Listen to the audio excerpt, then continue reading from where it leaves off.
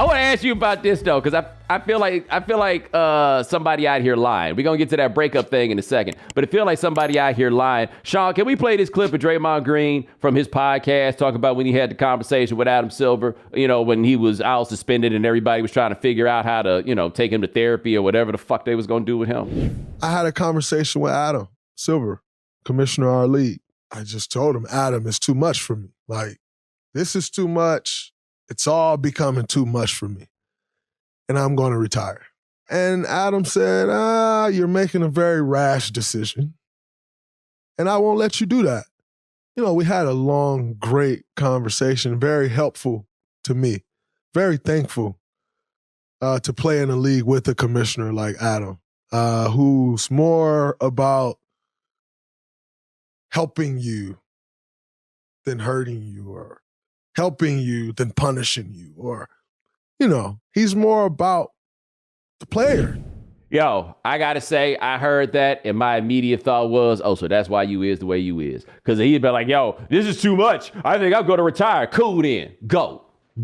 See how quick he would have come back around. No, you're making a rash decision and I think that you should hell no. I think I'm going to retire. Cool then. Anybody going to miss you? Roll out. He wasn't about to be. If this was gonna make you retire, like somebody said on the internet, is like, oh, I can't be out here fighting people no more, so I'm gonna just quit my job. What are you talking about? I literally think what actually happened here was, first of all, I do think that Draymond's right in regards to the comment about Adam Silver being a guy who actually does care. Like, listen, I don't know Adam Silver from the next person, but I've spent enough time around him and also talked to enough people that he is pretty genuine when it comes to that. Like, I do believe that he wants what's best for his players more than some of the other commissioners, at least on appearances. So I do believe that to be true. But here's how I think this went down. I think Draymond was like, man, I want to quit, man. It's all too much. Everybody's coming at me. I'm just trying to be me. I'm trying to be Draymond. I think I'm going to quit. And I think Adam Silver said, Draymond, you're going to quit a Hall of Fame career because we're asking you not to choke anyone anymore, Draymond? Seriously? You're going to quit? Do you know how much money you're giving up, Draymond? And that deal that we just signed, if you quit, you know you don't get any of it, right? And I think that was like, okay, I'm not going to quit, but I want people to respect me being me. And like, here's the thing. I don't want to make fun of like whatever process Draymond's been on. You know, it's really easy to sort of, I'm a big proponent for mental health and I know you are too, Bo, and for therapy and all of those things. So I don't want to be on the side of like making fun of the duration of time he spent away or how much, you know, reflecting could he actually have done? How much growth could he have done in 3 weeks? That's stupid. Because I've sat with therapists before that have been so revelatory right away that I was like, oh, wow. I mean, they gave me things right away that really got me thinking and introspecting and all those things. So the process starts, and I'm not disrespecting that part of the process. But what I'm tired of with these guys, like, and I'll throw John there as well. He's taken a stray here. Pun not intended. But what is frustrating me with these guys is that the second that it's about accountability, the second someone says, hey, we're not asking you to not be Draymond. We're literally asking you to control yourself. You are a grown man. You're just like choking and flailing. And this is embarrassing. And we've told you about this time and time and time again. And we have made concessions for you. And we have defended you. And what Draymond has to understand is this is no longer about trying to protect Draymond. This is about the fact that he is embarrassing them, that they continue to stand by him, and he has embarrassed them to this point. He's embarrassed Steve Kerr and the Warriors. It's why Steve Kerr's tone has taken a little bit of a turn since even, you know, last year when he was stepping on people's chests in the playoffs. I just want whatever radical transformation Draymond's trying to do. I want him, and I wish him the best of luck in that process. But what I don't want is him to spend all this time on the pulpit accusing us of just not accepting him for who he is. Like, I'm drama. I'm still going to be me. Well, if who you are is someone that is dumb enough to consistently wave a gun on IG Live, you do need to go back to the drawing table on who you are. No one's trying to change who you are. We're just trying to ask you to work within the parameters of your employment the same way every other person on this planet is expected to do. I want to say something right fast to the chat room. Somebody here said, I feel like girls that love Nas might smoke cigarettes. I feel like saying they might smoke cigarettes is not fair, but there is a possibility that she don't smoke nothing in papers. It's backwoods or nothing. That might happen. That might be the case. I was also right there with you though with Draymond. There's a lot of Optimo. Yeah. Yes. I forgot about Optimo. I ain't thought about the homie Optimo in quite a long time. But long time. Yeah. I imagine when Draymond lost me, is his thing, I don't apologize for things I did on purpose. And that's just the single dumbest thing I've ever heard in my life.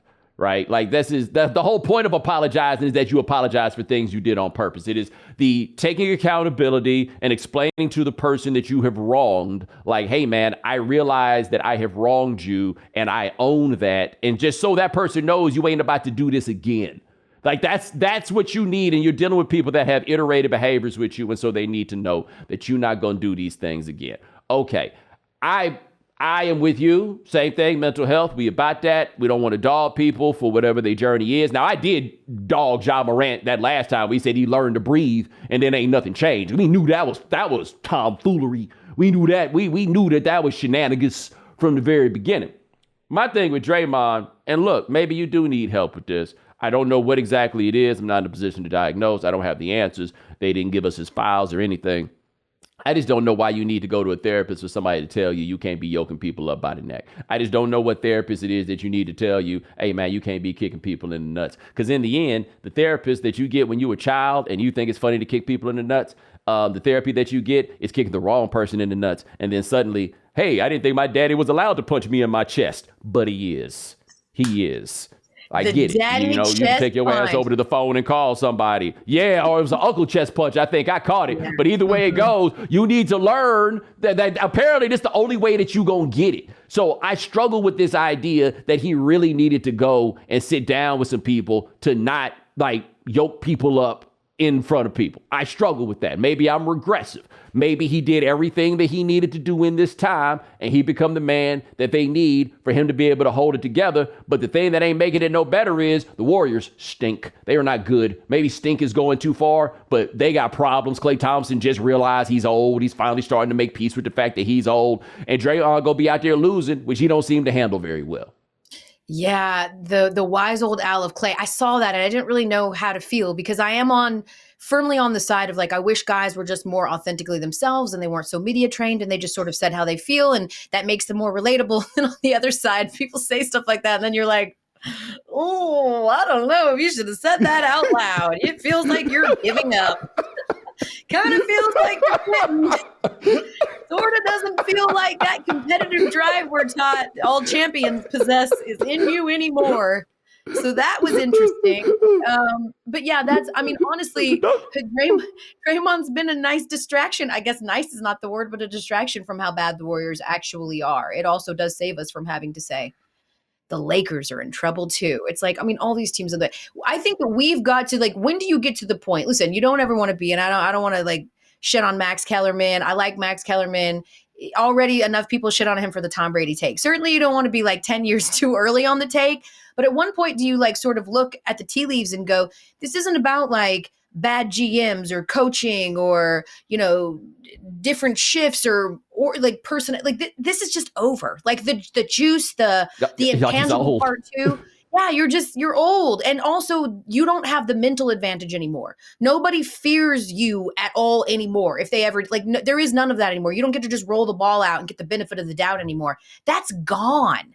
It is. It's just over. I think for a lot of those teams, and they just have to come to terms with it. Did you see what Klay said that what gives him faith that they can still win is that they got Steph Curry and himself and Draymond, and people started retweeting that with that commercial with Dan Marino and Emmitt Smith and Randy Moss and Jerry Rice coming back as old people. Like, apparently the streets have decided that the Warriors are washed. The streets have decided that it is over for the Warriors. Yeah, I think so too. And like, again, we kind of like knew we were headed here. The championship a couple of years ago was like, we talk about the rally, right? When people are terminal and they're dying, but like right before they die, they have like this burst of energy and like all of a sudden they're not sick anymore. And they, and that's just like your body's like sort of last like gasp, get all this out before we transition to the next place. And that kind of feels like what the Warriors championship was against the Celtics, right? Like that last gasp, like this is it. And now we're going to transition. Oh no, Elle, somebody in the chat room again. The same dude that said the thing about Nas fans and cigarettes. He goes, Draymond gets off big. If you can't take me at my worst, you don't deserve me at my best vibes. That is too much for me. He is absolutely giving that, which reminds me that he is part of a very particular archetype of folks my age. I'm a little older than you, so I don't know if this trickled down to you, but I think you'll know what I'm talking about. It's them cats that got tattoos that say only God can judge me. Correct. Yes. Right? Yeah. You know, the big Tupac cross and only God can judge me. And it's like, Yeah. oh, here we go. Here we go. Yeah. Here we go. Yeah. My favorite too is that, like, just like anything else, people will take a name, they'll overuse the name. Like for my generation, it was like Jasmine. So then they started getting really creative with how they spelled Jasmine. And now you have all these iterations of Jasmine. Jalen, of course, is an example as well. That was the only God could judge me tattoo as well. It started on the back. It at some point, I knew someone where the only started here at this part of the neck. And then progressively it like grew out into a sentence on the chest. Like it just, so people started getting really cute with where they placed their only God can judge me.